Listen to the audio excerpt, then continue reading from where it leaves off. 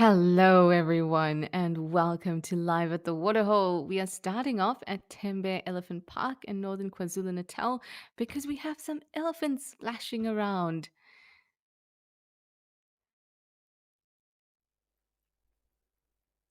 and it needs some TLC. I'm sure that all the cameras are actually feeling a little bit of relief. And sometimes when you feel too much relief, um, you get a bit crazy. You're not sure how on earth it's managed to get cooler all of a sudden. But we're over at Juba Dam Cam now in the Sabi Sand, looking over at the dam wall. This is a good place to be looking at. Lots of leopards walk this dam wall. But maybe we could be lucky. Anyway, we always have the zoomies that are keeping an eye out on all the cameras so we don't miss any action. And for now, we're going to head over to Tau to start off our show. Here we go in Madikwe Game Reserve, checking out some wildebeest and some zebra in the thickets there, all waiting for the next week. There's rain predicted all round about next week. And I'm sure that, or I hope that it'll be the rain that starts the deluge that will finally fill up all the dams. Anyway, it's me, Trishala. Happy to be on board with everyone.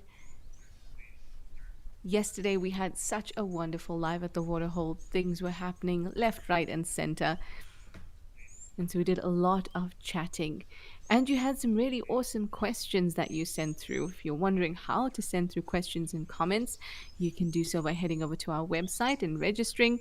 You can scan that QR code. And if you just want to keep up with the conversation, you can head over to Twitter or X and use that hashtag WildEarth. And if you're asking questions in the YouTube comments, remember to use @FC. And of course, the reason that you're able to do that is because we are live. Right now, wherever you are sitting in the world, this is what's happening right now in Southern Africa. Specifically at Madikwe Game Reserve in South Africa, which is where Tau is located.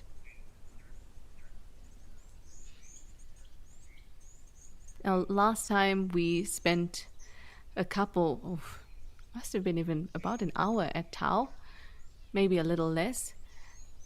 It was when the wildebeest calf was stranded, or stuck rather, in the mud. And if you didn't get the update, the rangers did come and take it out of the mud, but after they loaded it into the vehicle, we suspect that they went off looking for Mum. And she didn't move too far away, but she did move out of our sight. So we're not sure where she went to, but we're really hoping that they did find Mum. Because without Mum, yeah, very difficult to live out in the wild, especially if you're a mammal.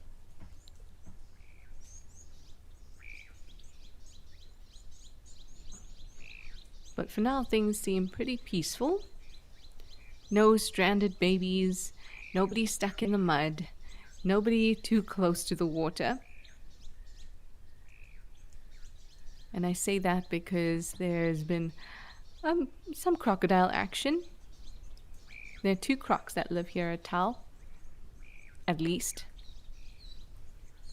And in this murky water, it is so difficult to see them.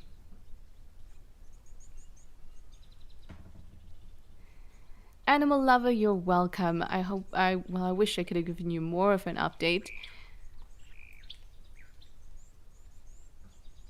But at least we know that the baby got out. Catherine, hi! It's lovely to see your name during Live at the Waterhole, and thank you very much for the socks that you sent me.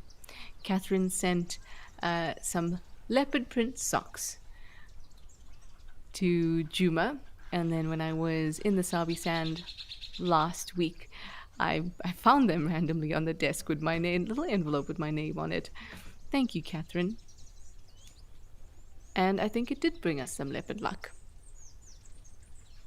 No socks for me today, though.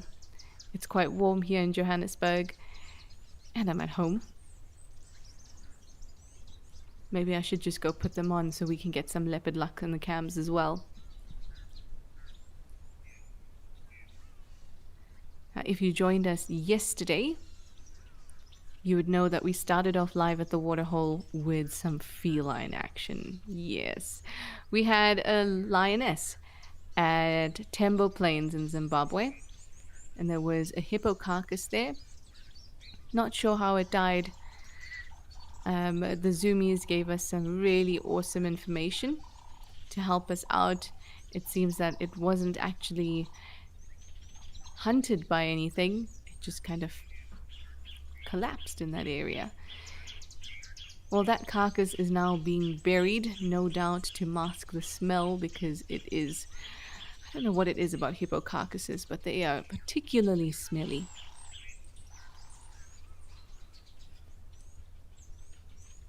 I'm sure that lions and hyenas and other predators will be hanging around, and they certainly did feast last night from what I heard. But the reserve has obviously thought that the stench is getting a bit much, and they've decided to bury it.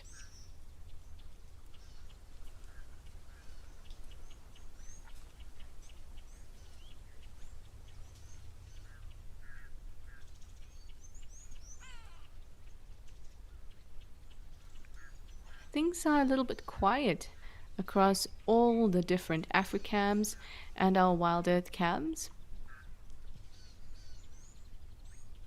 Today is the first day in what felt like weeks, but essentially just a week. It's the first day that it's a little cooler.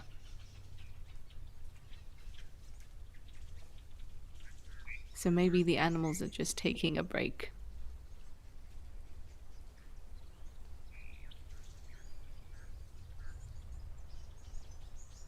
But there's always the opportunity for a bit of birding. Maybe we can head to Rosie's Pan and do some birding a little later. I'd love to head back to Tembe, where there's always elephant action.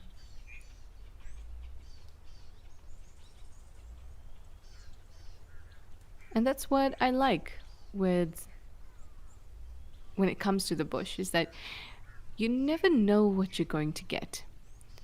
And that's a good thing, because it keeps you on your toes, and all of a sudden things can go from peaceful to chaotic in a matter of seconds.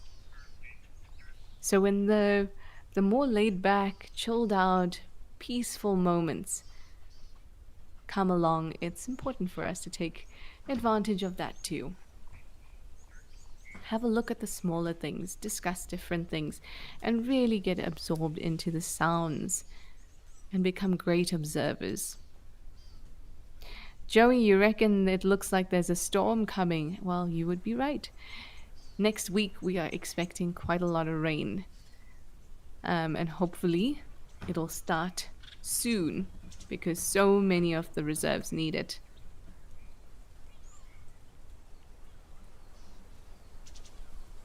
Tembe being one that does not need it as much as the rest. But here at Tau you can definitely see it.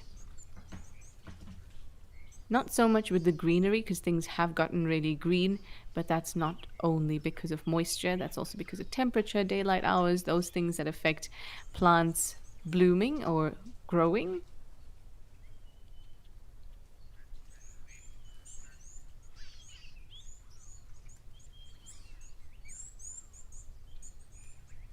So though we are seeing so much green, doesn't necessarily mean that there is a lot of water or moisture. It simply means that the plants have recognized that there are longer daylight hours, the temperatures have improved, and for some of them they might be able to reach low enough to get to the water table. But that can only last so long. We need rains. So the best indicator is definitely looking at the dams and pans.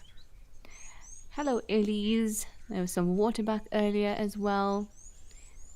One reason I really like Tau is that this particular dam is oddly shaped and quite long.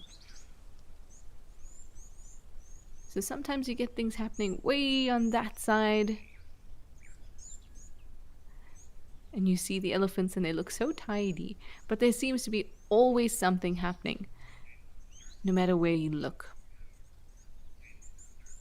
Oh, wildebeest. Definitely not seen them this far into the muddy area before. But hey, if there's nice green grass, I'm gonna go after it no matter where it is.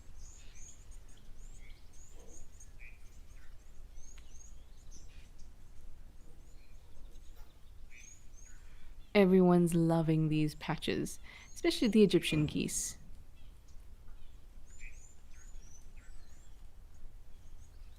This really is the first time I've ever seen the wildebeest come all the way onto these grassy bits and so close or so walking so freely on the muddy bits. But as you can see from the way that they're walking, those muddy bits, even though they look muddy, are actually quite dry.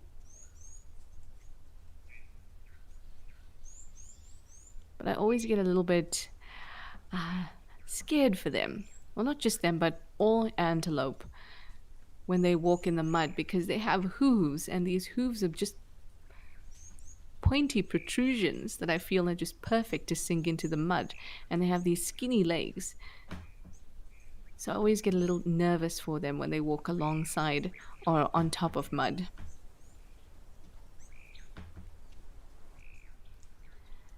Joanne Mello, you say good cat a day, Wild Earth, and Trish.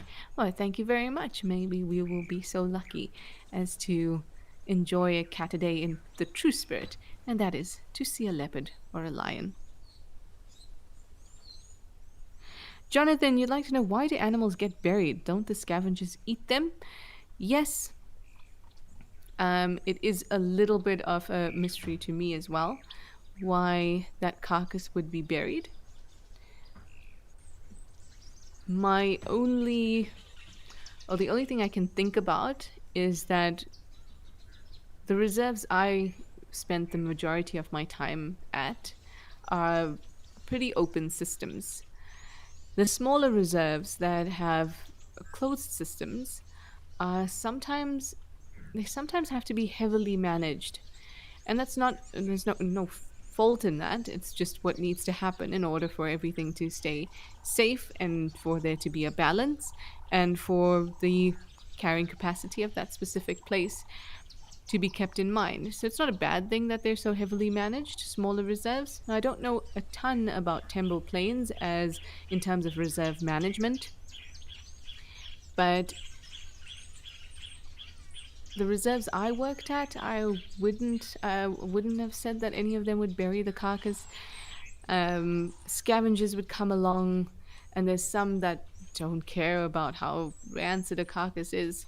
I mean, even a leopard can eat meat that is 3 or 5 days old. It's not fun to look at, but they can do it. But there's things like hyenas and vultures, they don't care. They would go for it. But having seen the carcass, I was watching the camera a little bit earlier, and it's really not opened up as much as I thought it would be. What can end up happening is if it's not opened up properly and sitting and baking in the sun, it can really build up into this gaseous carcass, and it becomes a little bit of a health risk. So maybe because scavengers weren't eating as much of it as they expected, I mean, usually within 2 days you should see very little left, but that hasn't happened, even though yesterday or last night there were a couple scavengers that came through. But maybe because that didn't happen, reserve management has just decided to bury it. And I've never worked in a place where a carcass was untouched, and particularly not a big gaseous bloating one sitting in the open in the sun. So maybe that's just the decision they took this time because of the circumstances. We did see on the cameras that Another ranger came and handed masks to the ones that were handling the carcass, so I can only imagine what the stench must have been like. Anyway, how about we move across to, I dare say, my favorite waterhole that we haven't spent time at in such a long time. Let's go to East Africa and head over to Old Donyo.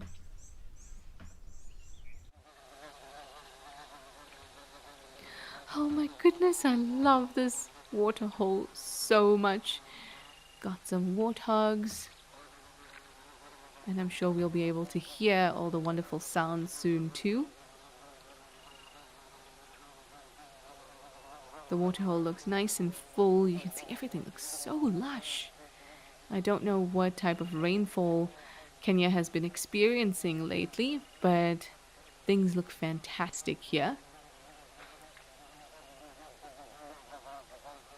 Oh, there we go.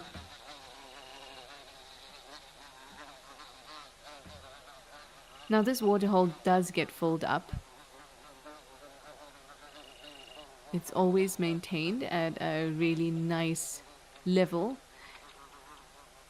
although sometimes the elephants come through and absolutely clear it. It would be nice if one of or some of our usual suspects at Aldonio, our elephant bull friends, come along. That would be really, really sweet. But like I said, I love the sounds here at Aldonio, and while Live at the Waterhole is all about settling in, immersing yourself in those sounds, so I'm going to give you a moment to do that.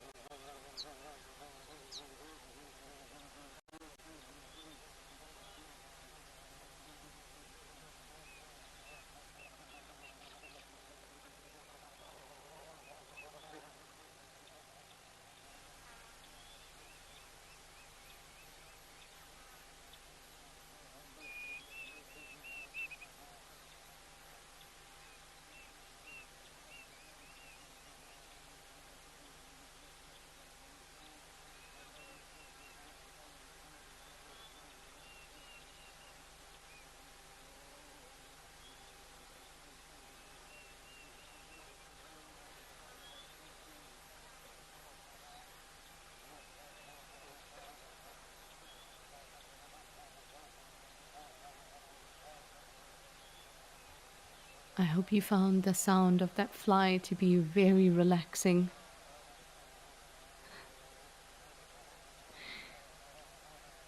The fact that there are so many insects buzzing around also is a good indicator that there has been rain.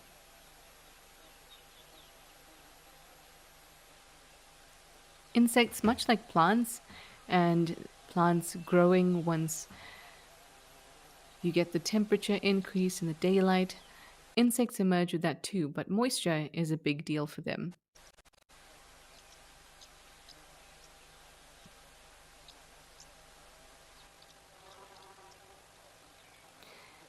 Alan B. Starred MP, you say you can't imagine trying to bury a hippo given their size. A front end loader is in order. Absolutely, and that's exactly what they wrote, what they used. Nobody was out there digging holes with a shovel. Definitely needed quite a bit of equipment. But at least from what I've seen on the cam now, it seems like everything is as if the hippo never died. As if there wasn't a carcass there just a couple hours ago.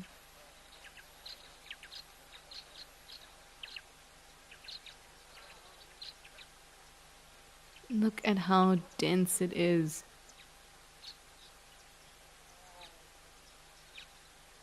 Really, really wonderful.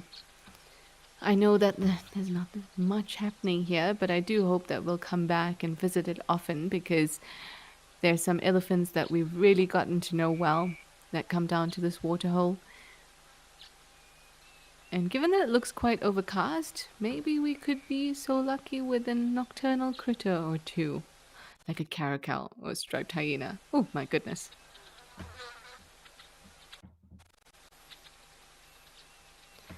I would love to see some of the nocturnal animals moving around.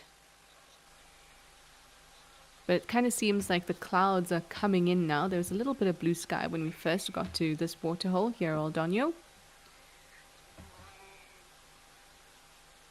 But maybe as those clouds come in, we might see a little bit of action. I remember yesterday I told you that in summer, well, when summer rains come through, it means that animals don't necessarily have to come to these permanent sources of water. And I think that's what's happening here at Aldonio. Definitely looks like there's been rain. And all those smaller pans would be filled up. So it's not necessary for animals to come through to this particular waterhole. Mercedes, you say, love how green it's gotten. It has gotten so, so green. Now, compare this to Tao, where it's also green, but it's a different kind of green. It's new growth, summer has arrived green, but it's not rains have arrived green. This is rains have arrived green. Very, very lush.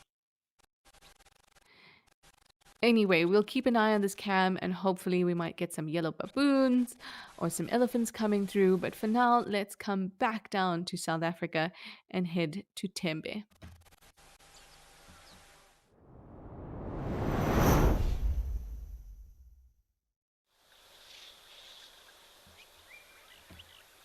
Not surprised at all. Some elephants enjoying themselves. So, George, earlier when we were at Tau, you had a question about crocodiles, and you say, how are the crocodiles there when the water seems so shallow? The water is shallow, but it's still deep enough for crocodiles to conceal themselves. And what is really helpful is that it is quite murky and quite muddy, which is going to work in the crocodile's favor. Now, because Tau is, or the Tau waterhole is right in front of a lodge, you can bet that it's one, man-made, as waterholes in front of lodges tend to be. And though I don't think Tau specifically is pumped, I'm sure they have the ability to do that if things get really dire. At this point, waterholes drying up when the first rains haven't come after a bad dry season is not unusual and is part of the whole kind of abundance of resources and scarcity that we see in the bush, this feast and famine lifestyle that we see in the bush. And you'll find that even lodges that do pump pans some of them will try to maintain the natural kind of ebb and flow of the bush. But so far, that water may be shallow and may be murky and muddy, but it is certainly still good enough for crocodiles. In fact, it probably works in their favor.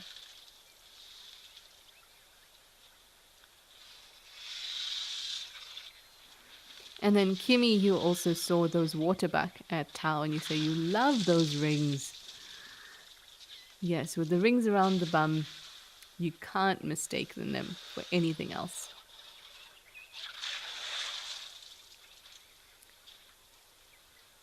Ooh, somebody's really busy at the water. I can hear so much splashing.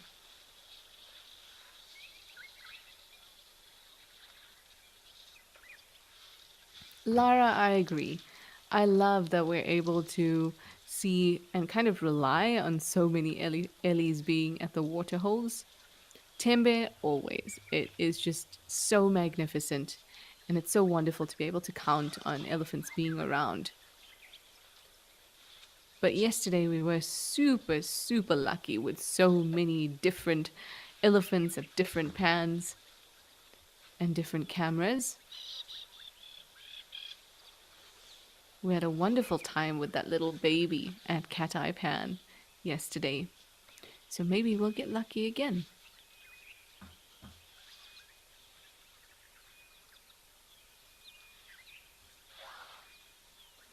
Gigi, that's an interesting question. You're asking if, with the expected rains, will animals try to seek cover? No, they won't. Rain or sunshine or wind or hail is just a part of life. There's no context for animals to, or they don't know what the opposite feels like. They don't know what it's like to have shelter when conditions are not favorable outside. So there's no need to seek shelter. It's just part of their day. When there are thunderstorms, and particularly lightning storms, then you might see animals react, but they're not seeking cover. They might just get a bit of a shock. They might stick together more, especially herd animals. Some animals will want to move towards it because generally, if there's thunder and lightning, it could mean that there's rain. So, no such thing as seeking shelter because animals, wild animals, don't know what that means and what difference it makes.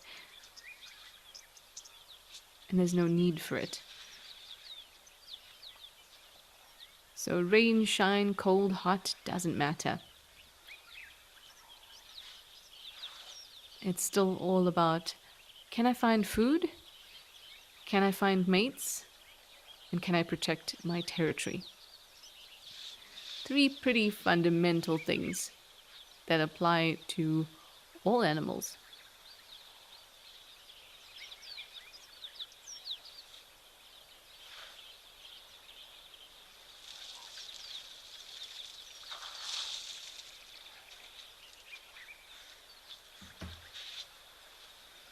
The elephants seem to be crowding around this spot. I wonder if there's a spring there or perhaps a pipe that feeds this waterhole.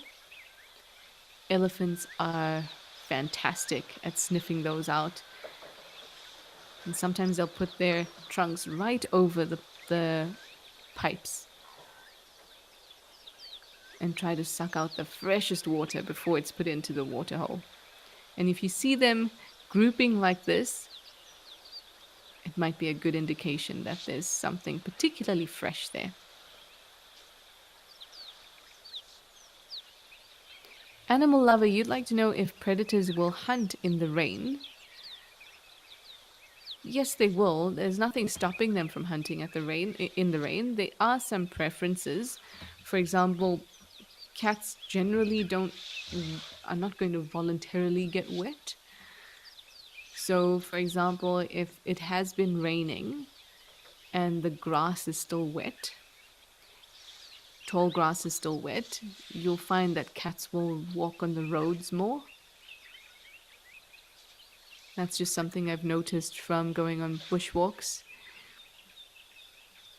But it's not they're not going to specifically avoid it if they don't have to. Those three things I mentioned, finding mates, defending territory, finding food, that doesn't change no matter what the weather is doing. and those take priority.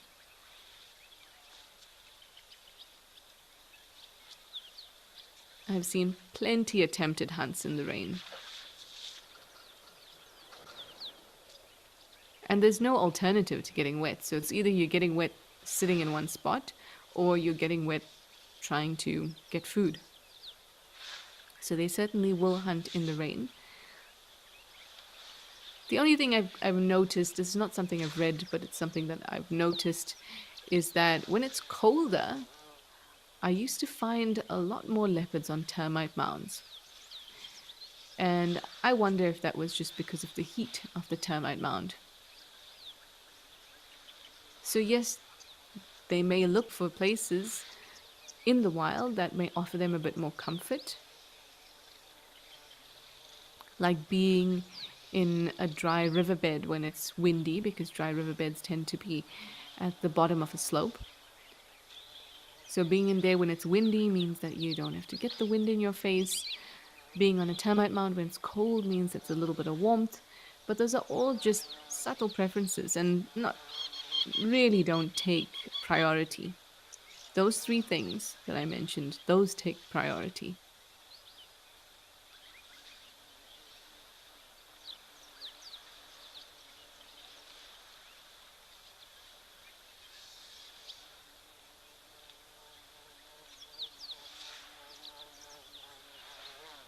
And I think that the coming rains will be a big relief for many animals, particularly the large animals like elephants, rhinos, hippos.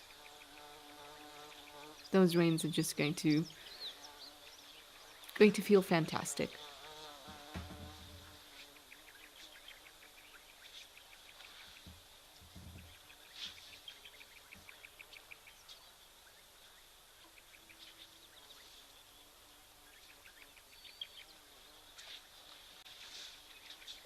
Definitely something special going on there.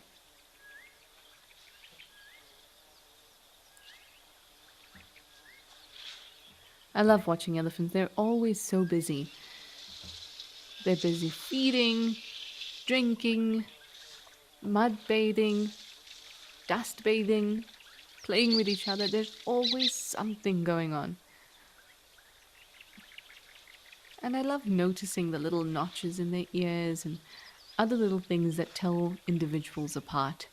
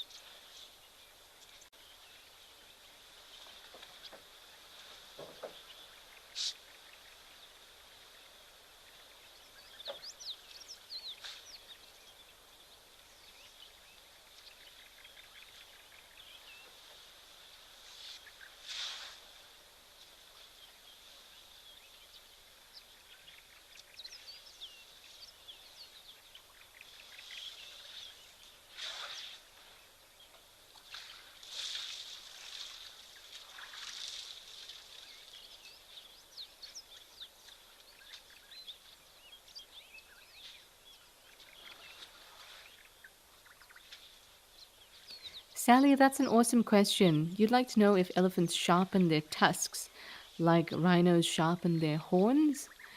No, they don't. So, tusks and horns are very different just in terms of their anatomy. Tusks are modified teeth, incisor teeth with elephants. So, it's kind of like us trying to sharpen our teeth. Probably not going to do that because it would be painful. Definitely don't want to shave anything off a tooth. So elephants don't sharpen their tusks. And also think about how elephants use their tusks. They can definitely be used to pierce an opponent. And we've seen it at El Doño, where this elephant bull kind of ran straight into a giraffe and stabbed it, and that giraffe died. And it can be used in that way, but the majority of the time, the tusks are being used to fight and display. And they're also really strong. They can be used to lift things, they can be used to peel bark off trees, and they do that by sliding the tusk against the tree, just kind of like lifting the bark. So stabbing is not the main use of a tusk. Now, if we think about horns, horns are made out of keratin. Particularly the horns of a rhino is fully keratin. The horns of, say, impala have a keratin sheath and a bony section on the inside, but that bony section on the inside does not extend the whole way um, of the actual horn. So completely different type of anatomy. Keratin is the same thing that our fingernails and hair is made out of. So you go for haircuts, you go cut your nails. So horns can be sharpened without any pain, and rhinos especially use that in combat with the point of piercing. In fact, black rhinos have the highest mortal combat rate out of all mammals.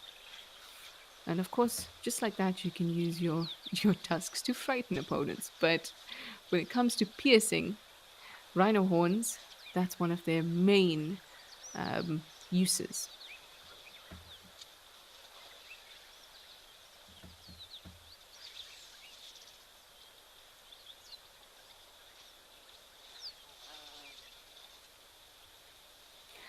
Hey, Zoomies! Thanks so much.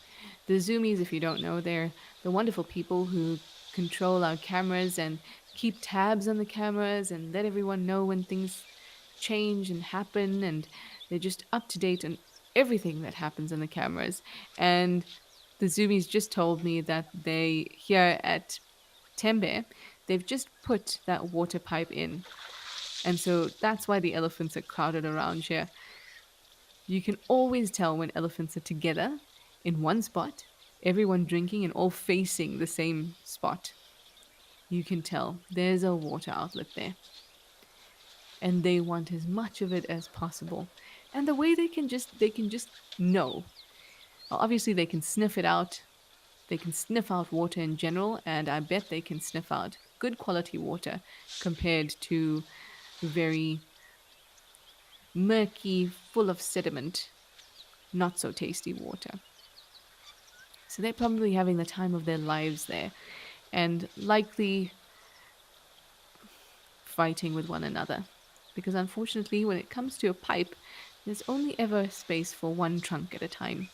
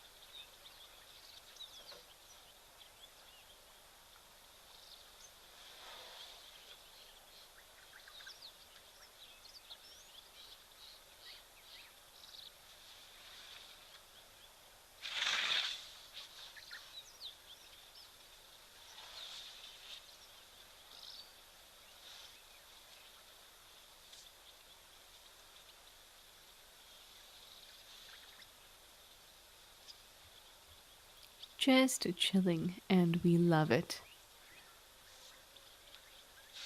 I'm really enjoying just watching these Ellies do their thing. So I'm going to give it a couple more minutes of just relaxing sounds.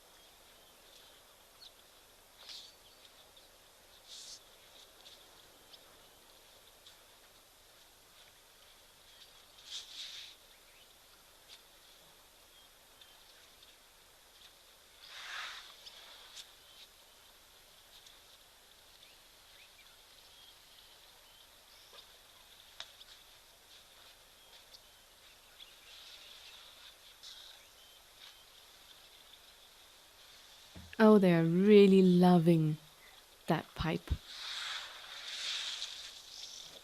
I think they have a lot of fun at the pipes. It's kind of like there's so much nice fresh water. I'm not just going to drink it. I'm going to clean my trunk. I'm going to throw it on me. And I also like that they end up taking turns. I wonder how they figure that out. Compromising. I have it for 5 slips, and then you can have it for 5 slips. Oh, I could just hear a black cuckoo in the distance. There we go. I'm sad. Lindy, you are asking, is it painful when the skin on their ears tears? I'd imagine it is. I think it's not, um, I don't think it's any kind of crisis. They do have a huge network of blood vessels behind their ears, but they're mostly concentrated, especially the larger blood vessels, are concentrated more on the inner areas. So on the periphery, the skin is very thick, very thin, and so they can't have large blood vessels on the very end. It can only be thinner, smaller blood vessels. So when they rip their ears, there is going to be bleeding, and there are nerve endings there, so they are going to feel pain.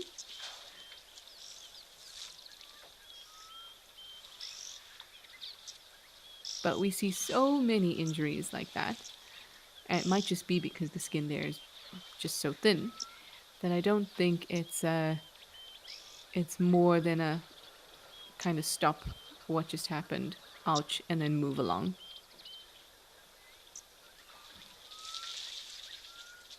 Exactly, Joan. Sharing is caring.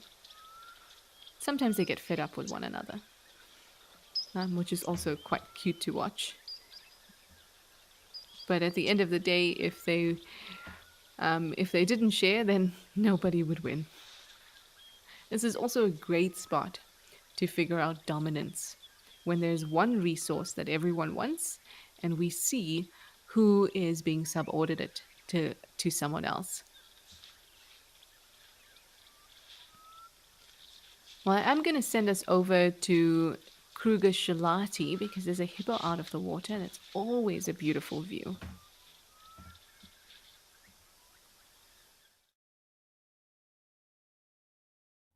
Hi, hippo! This is something we can also expect when things are overcast.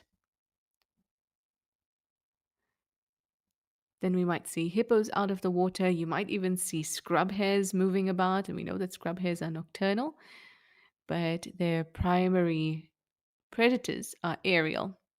And when it's overcast, like we're seeing on so many of the cameras today, when it's overcast, that is a low pressure system, especially when there's a storm coming, that's a proper low pressure system. And birds need, especially birds of prey, big birds, they need pressure in order to create sufficient lift. So when it is stormy or when there's a storm approaching and we have a low pressure system, you might see that there are lots of birds of prey that are just perched.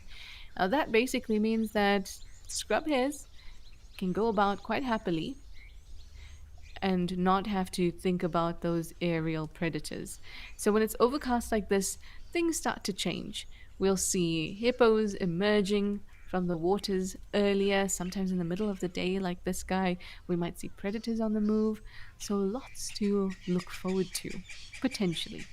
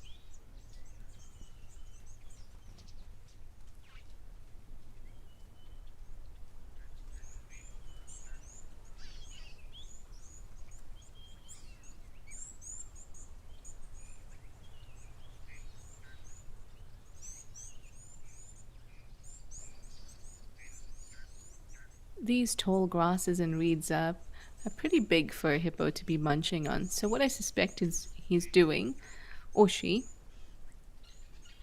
is eating that smaller growth closer to the ground.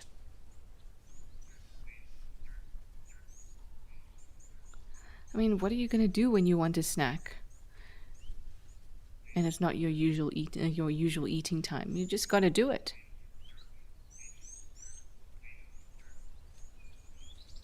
Yep, animal lover. You're asking if the hippo is out of water because of the cooler weather. Yes, they usually will come out of the water when it's cooler, but even if it's still warm but it's overcast, they'll be out of the water. Because what they really don't want is their skin to dry and crack. And that happens when the sun is directly hitting it. So, like this, overcast doesn't necessarily have to be very cool. It can still be 28, 30, 32 degrees Celsius and humid. But as long as the sun's not beating down, they can quite happily be out and about like this guy.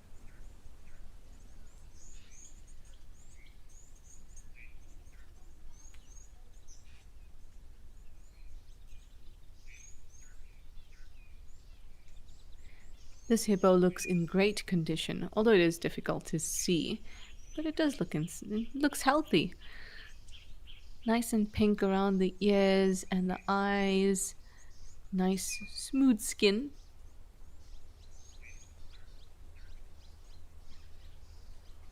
But it's not going to stay out for long. I think it'll go back to the water pretty quickly once it's managed to fill its belly just a tad.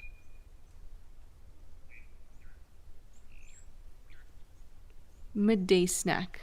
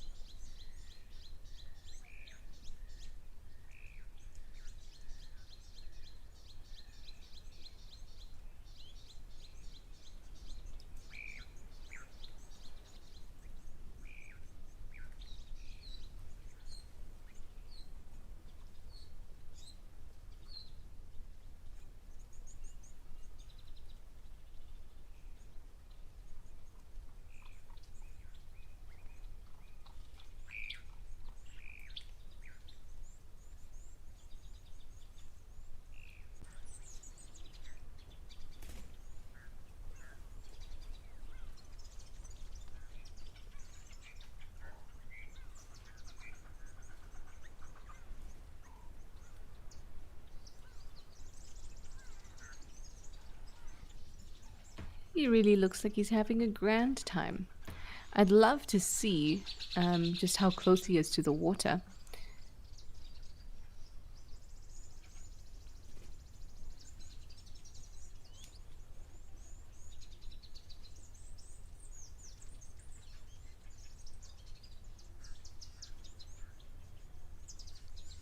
Like I said, they usually are out of the water and eating at night, and that's kind of the general behavior that we see. But when it's overcast like this, we can see more movement in the middle of the day.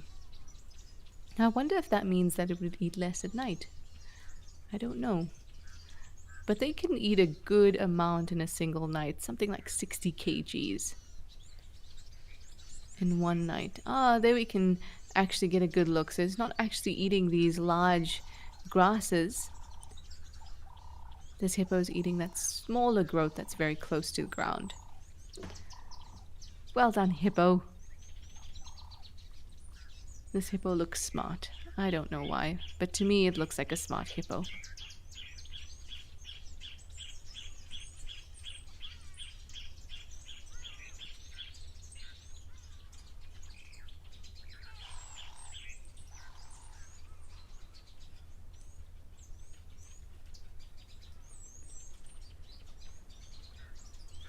George, you'd like to know, what do hippos eat when there's no grass in the winter? Do they eat bark or leaves? Well, hippos are kind of lucky in that because they live near water sources, it means that there's vegetation growing around it. Now, while they are grazers, that doesn't mean that they're not going to eat aquatic plants as well. They certainly would, but they're not eating bark. But just the mere fact that they live in and around water means that there's available moisture for plants as well. So they're really not ever going without not having access to grasses. Now, what might happen is they eat less in winter, which is not something uncommon.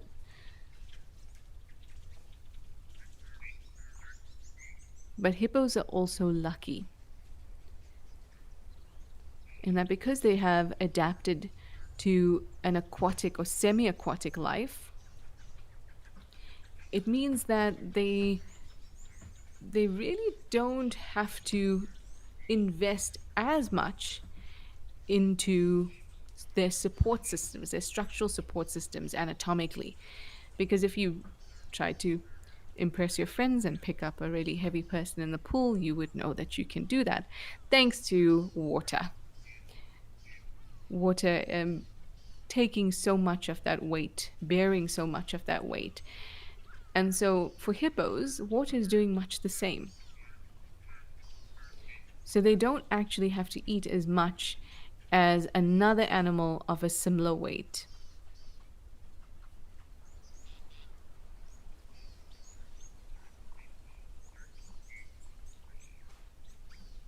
Now, generally speaking, mammals consume about 5%, wild mammals, about 5% of their body weight. Generally speaking, there are many exceptions to this. But hippos really only need about 1.5%. So that means while they could eat 40 to 60 kgs in a night, they don't have to. They can be just fine on about 15 kgs a night. And I say a night because that's when we see them out foraging, or out grazing, but essentially that's per day. And in the winter, they could definitely find that.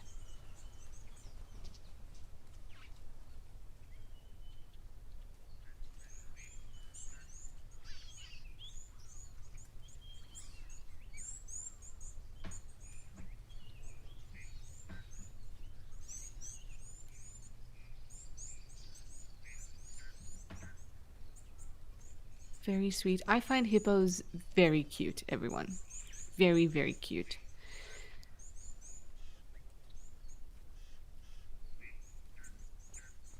I think it has something to do with that stubby body and how wide their mouths can open.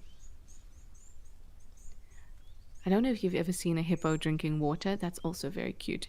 You'd imagine that because they drink, because they live in water, they just kind of know how to drink it. But because their jaws open so widely, about 150 degrees, because of that, it means that their cheeks are basically non-existent. If you try and open your mouth very widely, you have full cheeks, right? So if you had, it's a terrible thing to imagine, but if you cut the ends of your mouth towards your ears, you'd be able to open your jaw more, right? Now that's what the hippo has. Huge mouths, no cheeks, because they need to be able to open their jaws really wide. So look at that. Look at the line all the way from where their corner of their mouth is. It's way back near the eye. Can you imagine if your corner of your mouth was near your eye? My goodness.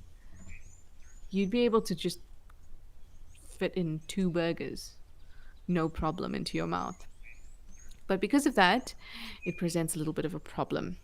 So the reason that we are able to drink the way that we drink is because we have cheeks that are entire, which means that we can very easily create a vacuum and suck water into our mouths. Now, with those animals that can't create a vacuum and don't have entire cheeks, and that goes for a lot of predators as well, they have to drink differently. So with cats, we see them lap up water in a different way to how we see canids do the same thing or similar thing. Canids kind of roll the back of their tongue to scoop up water, whereas felines have very, very quick movements tapping into water and into their mouths, which actually creates a stream because of um, the types of bonds that are in water. It's the same. It's the same principle as opening your tap, and you know how water flows out in one long flow. That's because of the chemistry of water and the bonds between the molecules. So felines try and create that stream. Canids kind of create a scoop with the back of their mouths, and hippos just bite at the water, which I think is just adorable because they can't create a vacuum like us, and they don't have the type of flexibility. Their tongues, they're just not flexible enough to do that. And yes, those are some cars driving through because Kruger Shalati is in Kruger National Park, which means that there are lots and lots of visitors, and they can drive through in their own vehicles.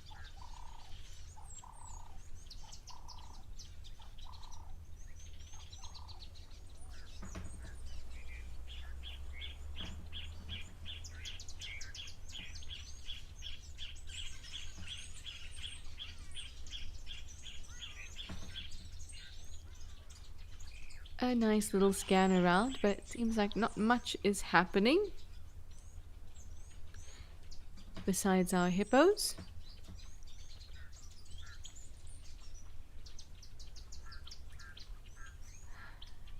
You know, if you really want to see some action, really interesting animal behavior, guaranteed entertainment,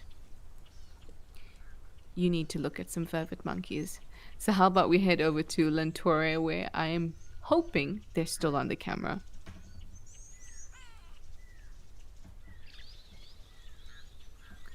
Oh, hi guys!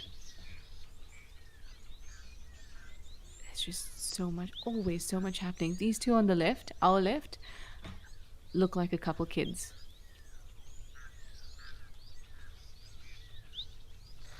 You have the thing I want.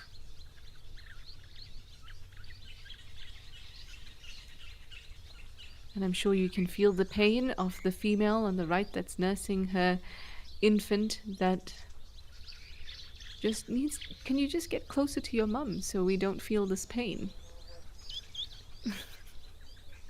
They are so, so human like in their behavior.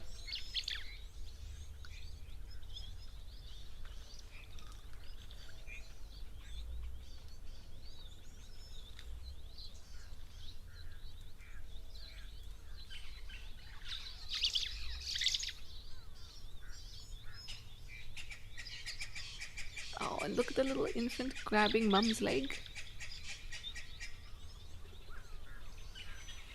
Those are some properly flexible nipples there. My goodness. No, don't do that. Oh, goodness, the pain. There we go. That's much nicer.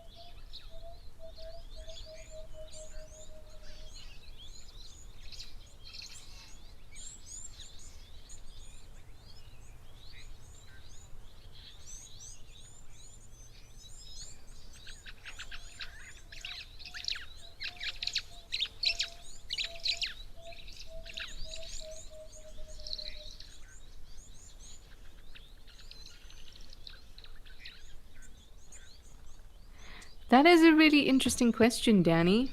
You'd like to know if I would say that monkeys have the same family element that ellies do? No. So um, monkeys are more competitive. So family. Oh, we've got some firefinches. Very nice. Very, very nice. Spotter birding.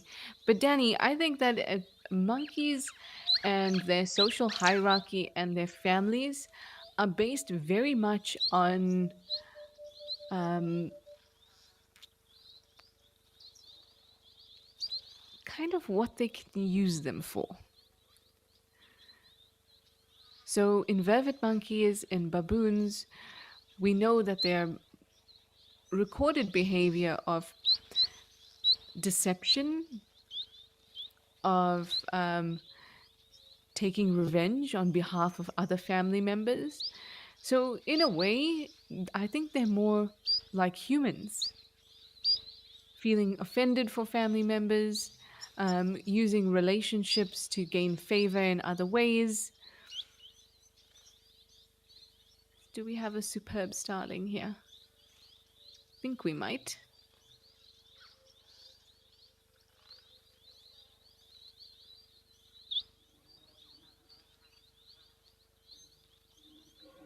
Very nice. Yes, indeed. While elephant herds are, and I must also say about monkeys, is that their groupings are openly competitive. So just because you're my cousin and you're the alpha male doesn't mean I'm not going to overthrow you and become the alpha male myself. In many ways, kind of like hyenas. There is a set hierarchy, but with monkeys, it's a bit more chaotic. With hyenas, it's very rigid, but still openly competitive. With elephants, it is not openly competitive at all.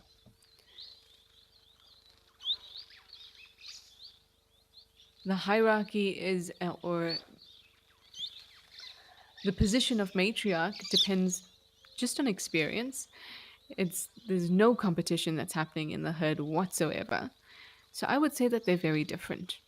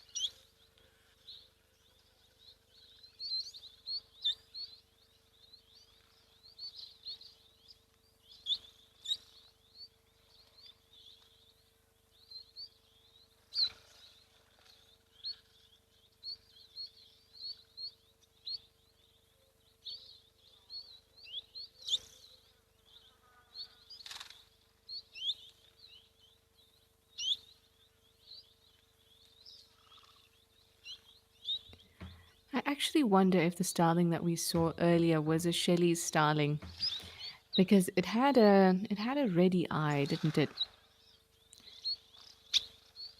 Hopefully we can get another look at it. If it is, that would be my first time ever seeing one.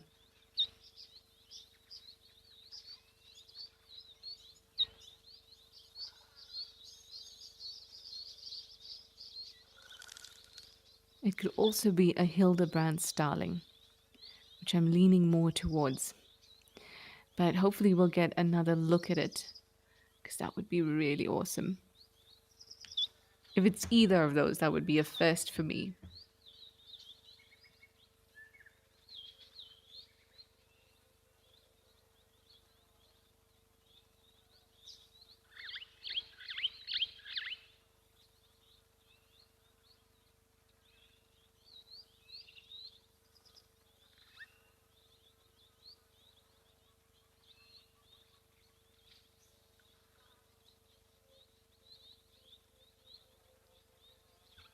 Penelope, you say sweet vervets. They're everywhere here in Salt Rock after the rain. So Salt Rock is in northern KwaZulu Natal.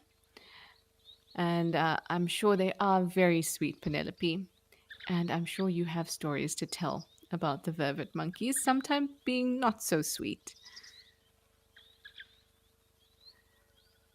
They can be so naughty.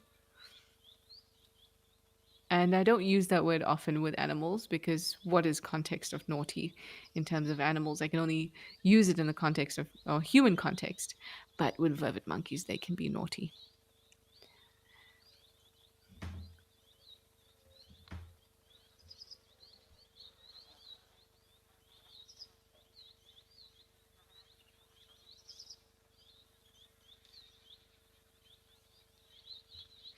I have a request from or for the Zoomy if we could just find that starling again because I think it was a Hildebrandt starling and I would really like to see it again to confirm because that would be so awesome.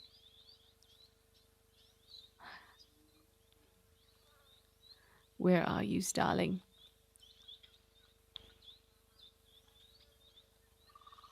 Nope, those are doves.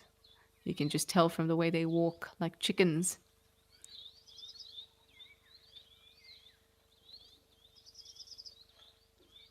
Let's see.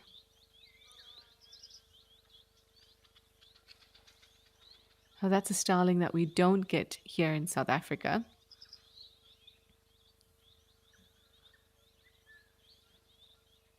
And one that I've only ever seen in books.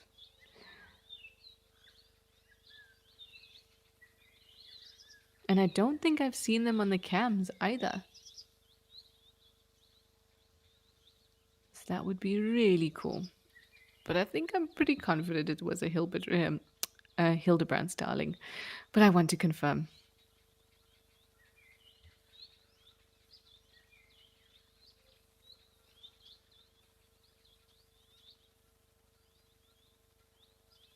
This vervet monkey looks like it's ready to pounce. I have had some interesting interactions with vervet monkeys. They seem to mistake my size for weakness, which I don't appreciate at all. But yeah, they've gone after me a couple times.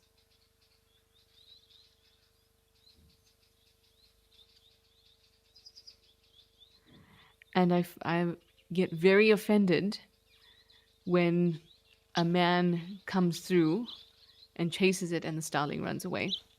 So the men in camp, they seem to, starlings seem to be, not starlings, vervet monkeys seem to be afraid of them, but not afraid of me, no matter how aggressive I may behave. And I find that offensive. And the vervet monkeys don't care.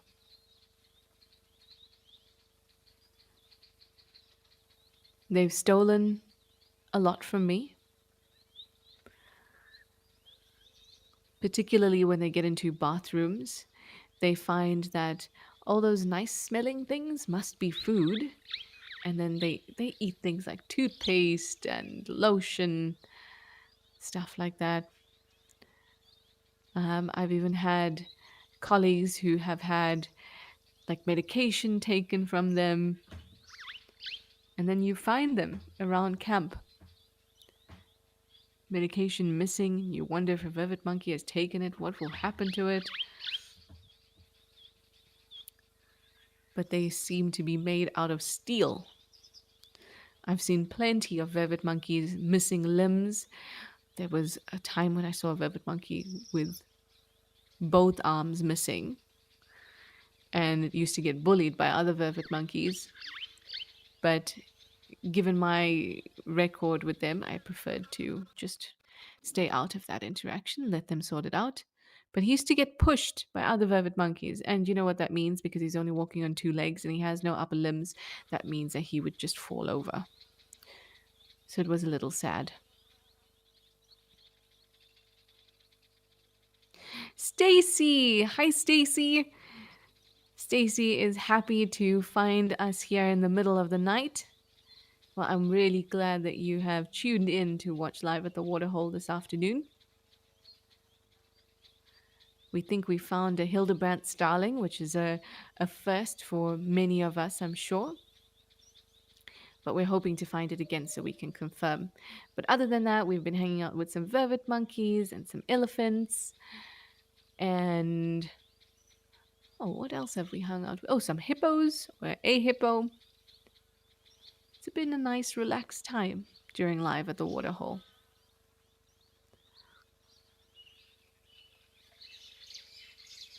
I don't think we're going to get lucky with that starling again, folks.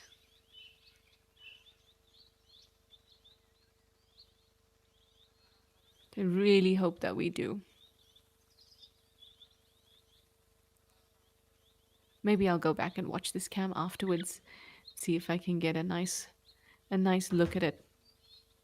And then I can confirm for you tomorrow.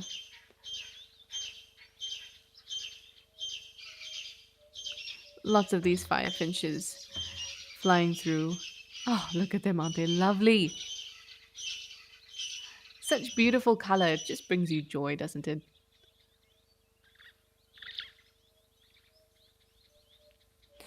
Okay, I am being urged by Chulu, who's sitting in the director's seat. He says there's penguins preening on the rock at Stony Point, and I do love a visit to Stony Point to break things up. So how about we head to the Western Cape in South Africa and watch some lovely penguins and listen to those ocean sounds.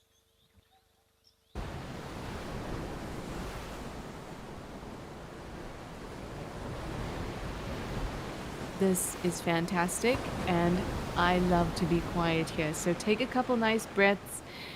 I don't think that's just preening. I think there might be a little bit of mating going on there. But I love the sounds. I love the movement of the ocean. And we get to watch penguins do their thing. Just stunning. So I'm going to keep quiet so you can take it all in.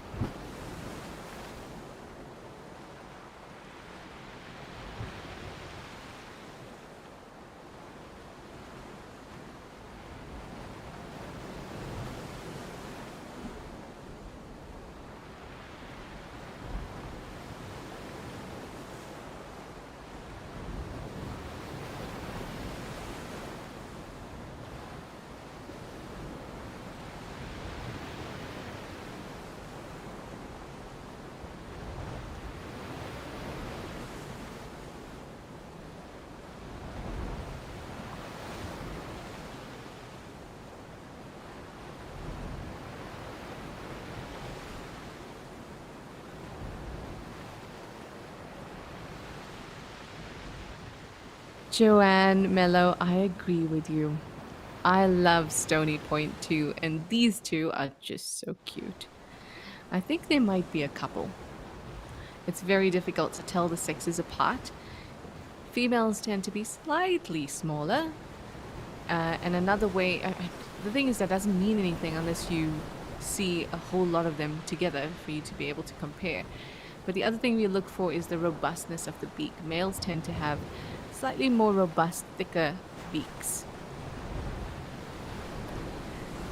And the Zoomy that was handling the Lantore camera sent me a lovely screenshot of that bird that we saw earlier. It most definitely is a Hildebrandt starling. So, yay! I hope that is. I hope you're all as excited as I am. I know Catherine is. Catherine also says that she went back and checked, and definitely a Hildebrandt starling had that really nice bright red eye. So they can look very similar to a superb starling, but the superb starling on the chest area has a creamy white kind of border, and then they have a light eye. And Catherine says, oh, you've got 397 birds on your Wild Earth list. Nice, and your goal is 400 for the year. Limbri, that's the name of the Zoomy. Thank you so much. Thank you very much for sending that through. And Catherine, I hope that we can get you 3 more birds so you can end the year with 400 on your list. And that's not bad at all. There's about 1,400 bird species endemic to Africa. So there's a little way to go.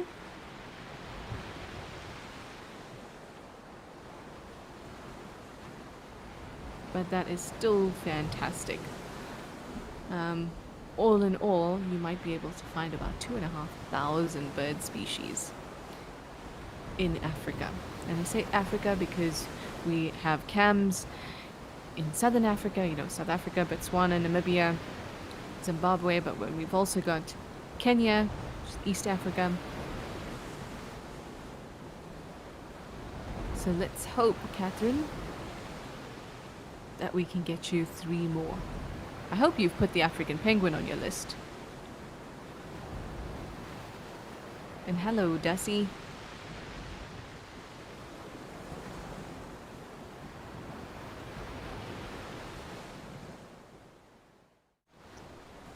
Do you, Catherine, have a crowned cormorant on your list? Because if you're lucky, we might see one here. Sorry, Dussie, sorry. Talking about birds, shouldn't be talking about birds, should be talking about you. I am sorry. Dussies can look very judgmental.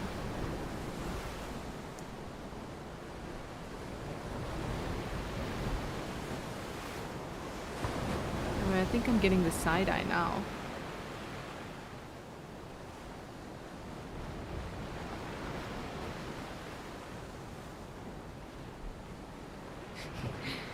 Sometimes I swear animals know our cameras and know the movement of the cameras, because it definitely gets their attention. So what do you say, Catherine? Do you have a crowned cormorant? Shall we look for one? Well, usually we see Cape cormorants here and white-breasted cormorants, but you never know. There might be a sneaky crowned cormorant in there. You can quite easily tell them apart because they're pretty small compared to the other cormorants.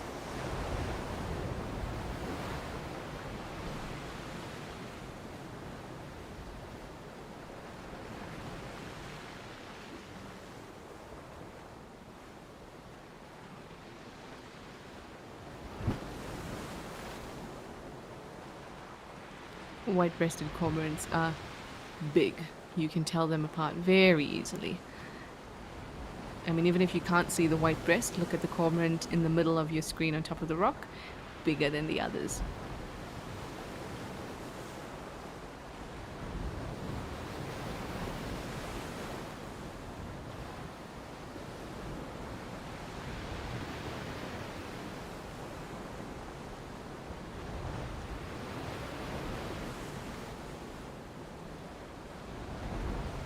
Joanne, absolutely. The sound of the waves and the smell of the ocean, it is so relaxing. It really is, and I love it. I mean, I grew up in a coastal on a at a coastal in a coastal area, and I love the ocean. I do. The smell of the air, the salty smell, the fishy smell, just the freshness. If there's one thing I could do without, it's the wind. Which is why I didn't manage to survive too long in Cape Town. Well, there you go. Hello, busybody. Making your way back to shore, are you? Did you have a successful hunt? I hope you did. Looks quite cute bobbing up and down like that, but that's just the movement of the ocean and the water.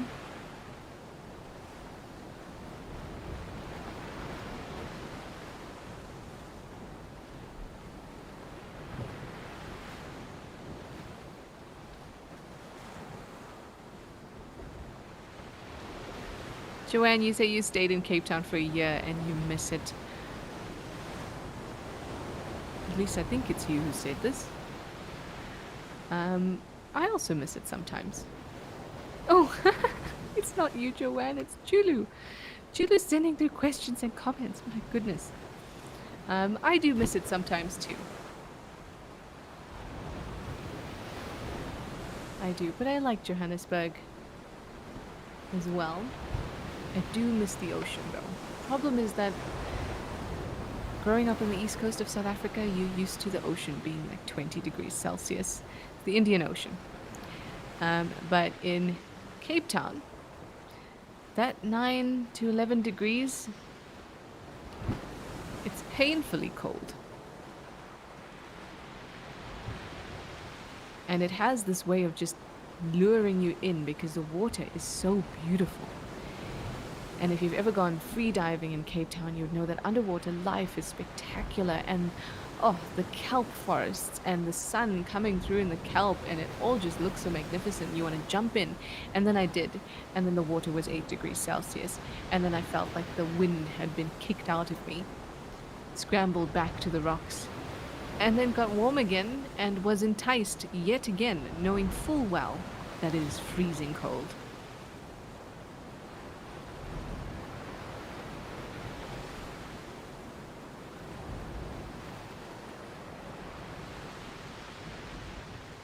Gosh, these cormorants have never heard of three's a crowd. Can't you see that we are very busy here?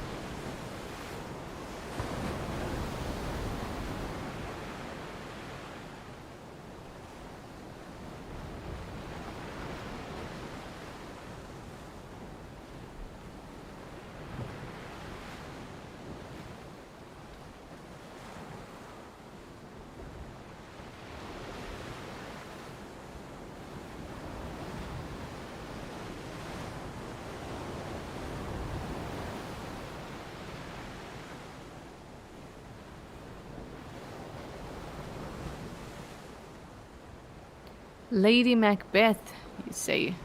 Has anyone told the penguins about the fishing ban? I mean, we tried to send out a memo, but it hasn't reached them. They're very much taking the stance of, I was here first, and I'll do what I want. And I support them. I do. If you're wondering what we're on about, there is a fishing ban in this area, which is great. This is a marine protected area. So in this particular reserve, there's a fishing ban, which means more for the penguins.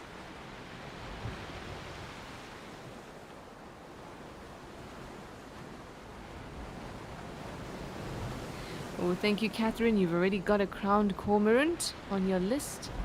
Oh, what could we get for you?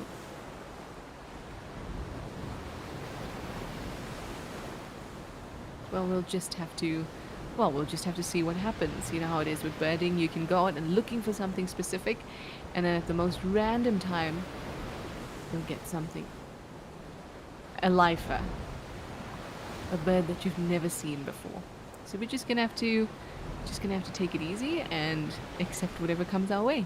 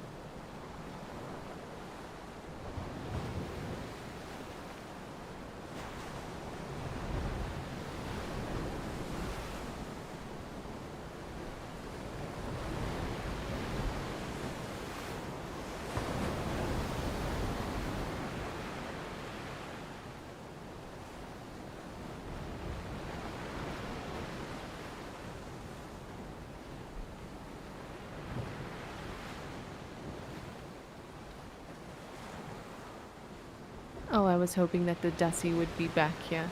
It might be, actually, in the shadows of those rocks, in those crevices. Maybe.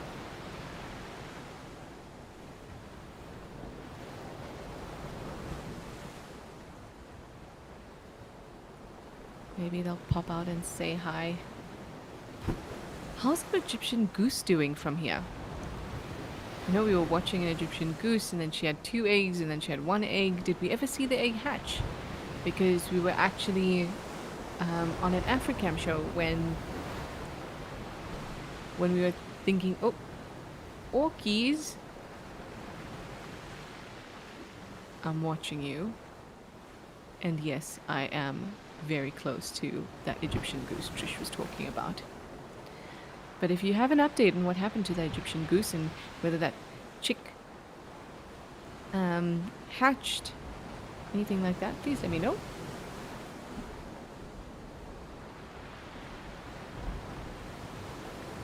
Cute. So, rock hyraxes weigh about 4 kgs. Pretty, as I love to hear. But every time you read about rock hyraxes, they're often described as heavy set, which is not inaccurate, but maybe don't say that to their faces. Oh, look, there's a little lizard under that ledge as well, and 2 little ones. Very cute. I'm sorry. Did you hear me say heavy set?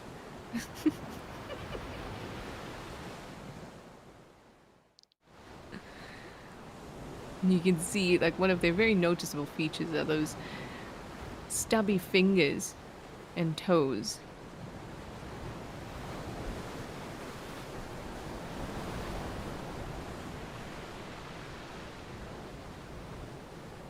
They have those quite large soft pads, and they can sweat in those areas, meaning that they can get some really nice grip on the rocks. And oh, I think we have a heart-libbed gull. Looks like one.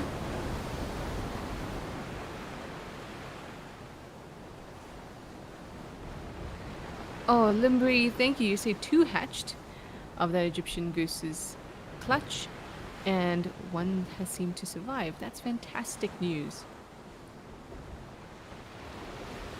Thank you very much.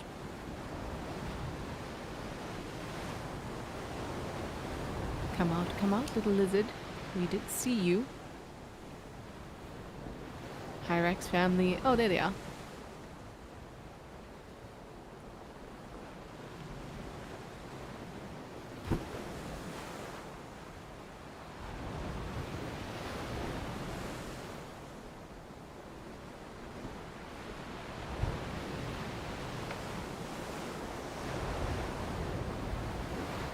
There you can get a really nice look at those Stubby digits.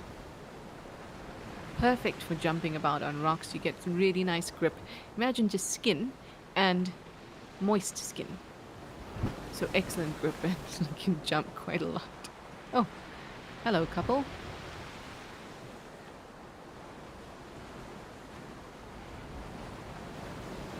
I have no idea how many families of hyraxes live here. But sometimes I see quite a few. And they do live in groups. We call those groups colonies. There's usually a dominant male, several female, and their offspring. They're also males, but not dominant. There's only one dominant male. And they're quite egalitarian, so there's no, apart from that dominant male, all other individuals, so the females and their offspring and other young males that may be around are all pretty much considered equal, which is very nice.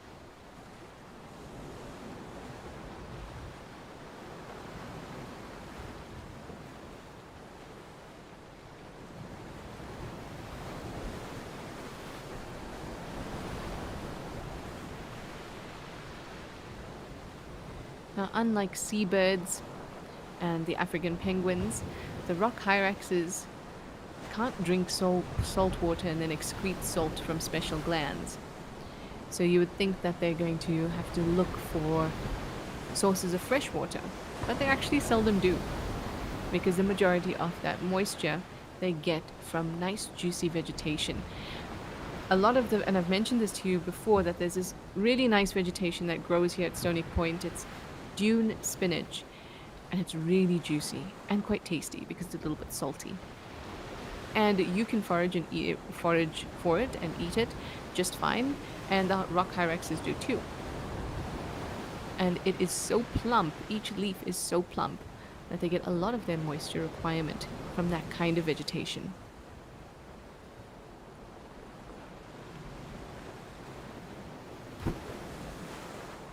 Looks like a nice day out here at Stony Point.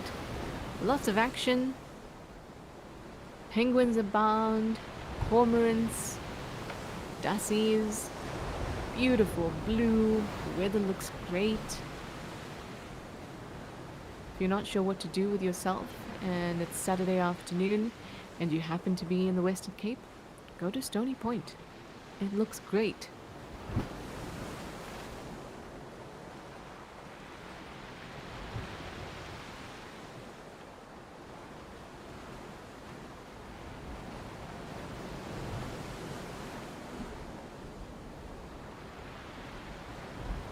Well, as usual, it is absolutely relaxing. And we are going to move on soon, so I think let's take another couple minutes just to absorb all these wonderful sights and sounds, and then we'll head back to the bush.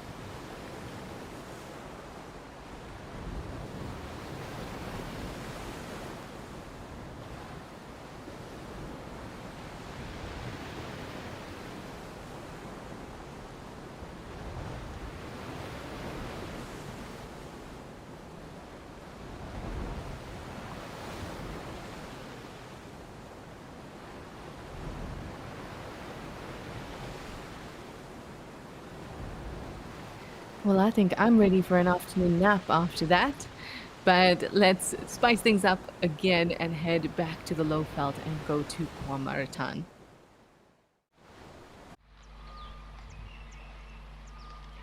Oh, look at this. Some lovely kudu and some zebras just enjoying the water. Could definitely do with some rain. Absolutely. Can see that even though the vegetation is green, it's not like the vegetation we saw at El Doño, which is a different kind of lush.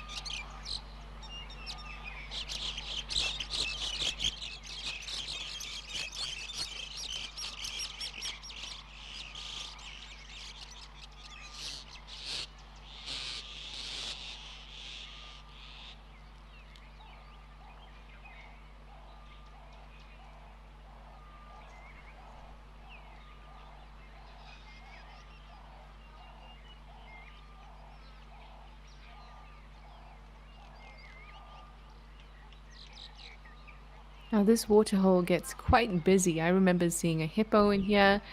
I remember some elephant bulls that really went nuts in this waterhole.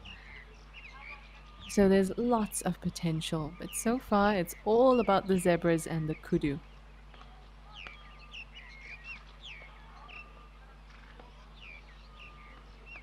Oh, a little tussling. Oh, can you hear the sound of the horns clashing? Now that was very much a play fight. I wouldn't even call that a fight. Just a little bit of sizing up.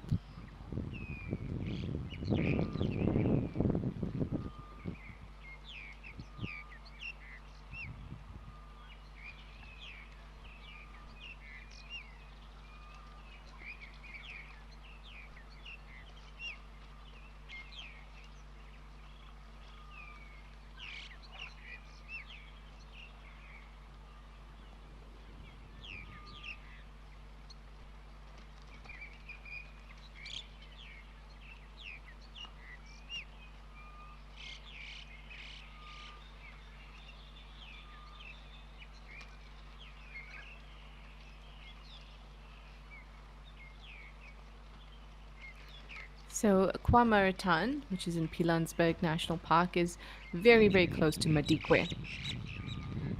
And you can kind of see from the vegetation and the condition of the vegetation.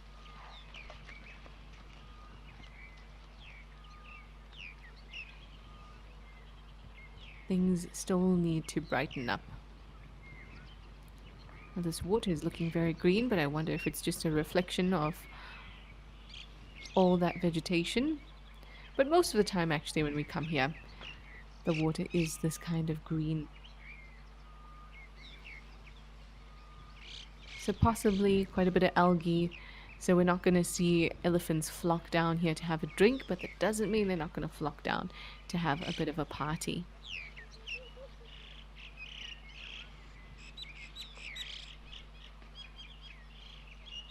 Now, kudu are browsers, so they are usually taking leaves from trees. But if you saw that one kudu had his head down, now if there's nice juicy new growth of grass, they're not going to just walk by it because they're not supposed to be eating grass and they're only browsers. Absolutely not. There are antelope that are purely mixed feeders, and so there is no preference, except maybe seasonal preference, like impalas. But those animals that are browsers, they're going to go for grasses if there's some really exceptional blades popping out of the ground. Oh, that's not very nice. Can't just be knocking your mates on the butt. I think this one on the left wants to play some more. And maybe the one on the right is just not that interested.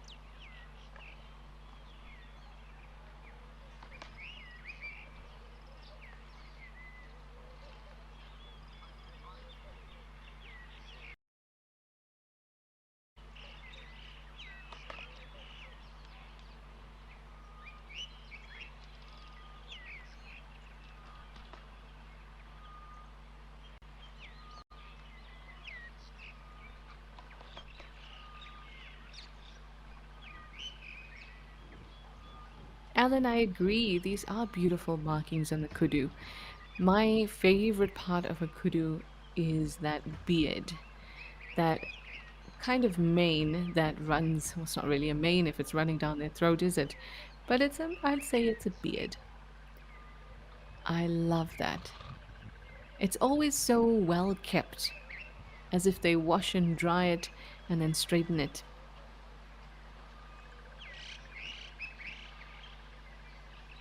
But they do have really wonderful markings as well, which are really good. If we think about where they normally spend their time, their preferred habitat in dense areas, nice bushy areas, not out in the open like you would see impala in, then this works really well for them because they blend in so well, and they could look like a shadow in the bush. But the thing is, in the bush, one of the most noticeable things is a solid color. If something looks solid, something's not right. And these lines in the kudu, they kind of look like shafts of sunlight coming through the bush. So that makes it even more difficult to distinguish whether you're looking at a kudu or you're looking at some kind of shadow and the light falling on it, especially if they're sitting down. Subtle variations in color can make all the difference when it comes to concealing yourself.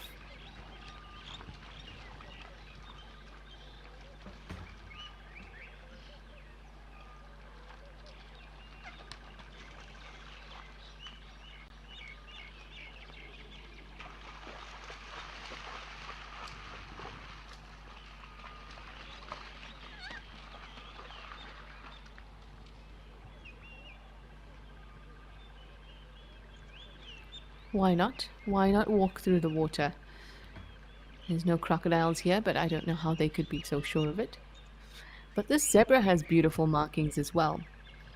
Quite unusual. The zebra on the left has very usual markings, and we do see the plain zebra that there's this shadow stripe in between the distinct black stripes. But the one right in the middle that's in the middle of the water, its pattern is very unusual. Kind of reminds me of people who put flame decals on their cars.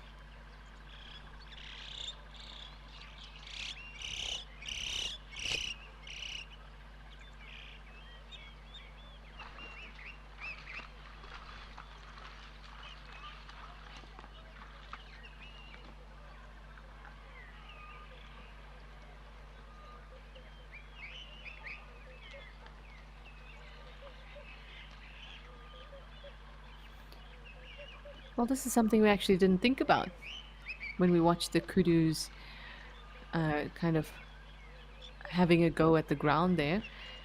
Maybe they're just looking for some minerals, some salts. Maybe things are nice and salty all over now because the water has evaporated and no water has come through yet. It's not your typical salt lake, but doesn't mean that there aren't any minerals around for them to take advantage of. We have a Hadida ibis in the bottom right corner walking out. Do you have that one, Catherine? I bet you do.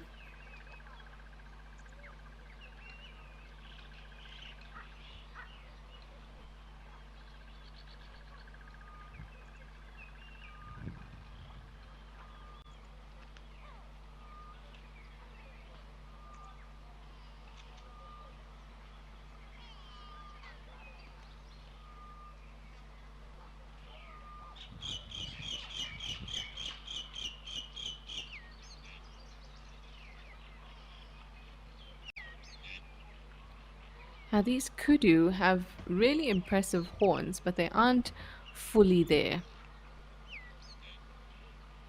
They look like they could be 5 years old. Maybe about six, between 6 and 7. That's when they attain that really all of the twists and the full length. But as they grow older, those horns get thicker. and heavier.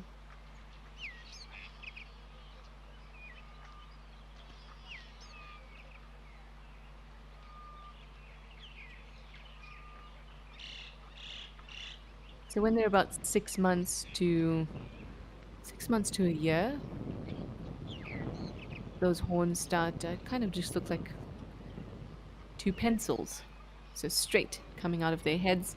And then from about a year and a bit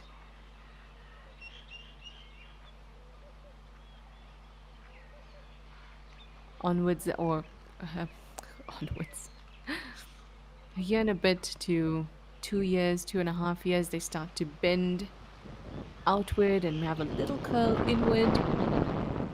And then around 2 years, they kind of have a similar shape to impala horn. So it's bent outward and then curled inward to get a bit of that lyre shape. And then 2.5 to 3 years, you're starting to look a little more size-wise like an impala's horns.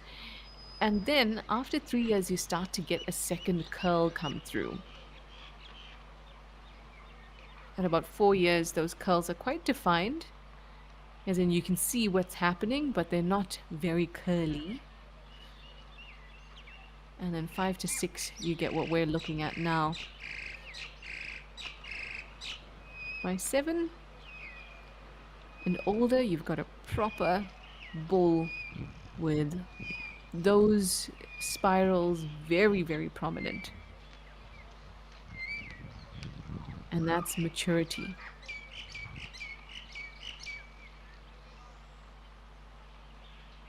These two look very curious about something. What's going on? Maybe some wild dogs? I have no idea why I said that, but I'm going with it because maybe it's just, maybe I just received a message from the bush. I don't know.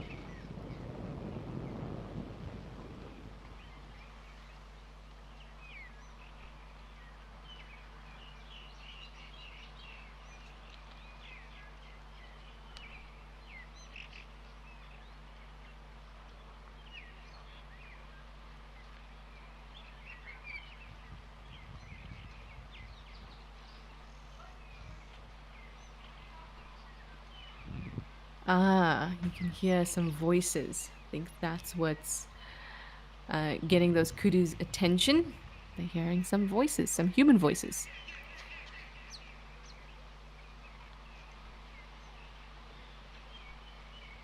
It's a lovely bachelor herd, really nice, all around the same age. Some have slightly tighter spirals than the other. Usually you're looking for 3 turns. That third one at the top is not quite a curl, but you can see that it is turning, and that's the third turn. So when they mature, past 7 years old, or at 7 and older, you'll see those turns very, very obviously.